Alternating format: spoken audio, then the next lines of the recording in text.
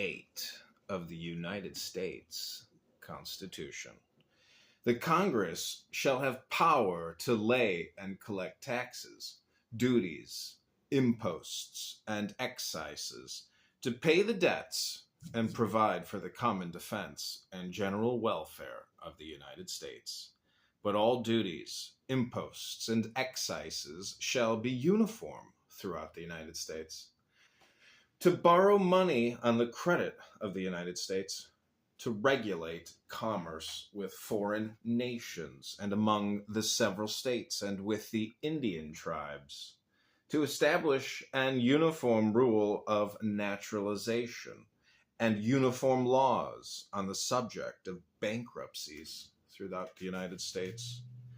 to coin money, regulate the value thereof, and of foreign coin, and fix the standard of weights and measures, to provide for the punishment of counterfeiting the securities and current coin of the United States, to establish post offices and post roads, to promote the progress of science and useful arts, by securing for limited times to authors and inventors the exclusive right to their respective writings and discoveries, to constitute tribunals inferior to the Supreme Court, to define and punish piracies and felonies committed on the high seas and offenses against the law of nations, to declare war, grant letters of marque and reprisal, and make rules concerning captures on land and water,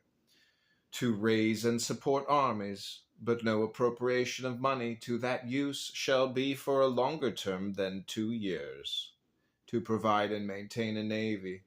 to make rules for the government and regulation of the land and naval forces, to provide for calling forth the militia to execute the laws of the Union,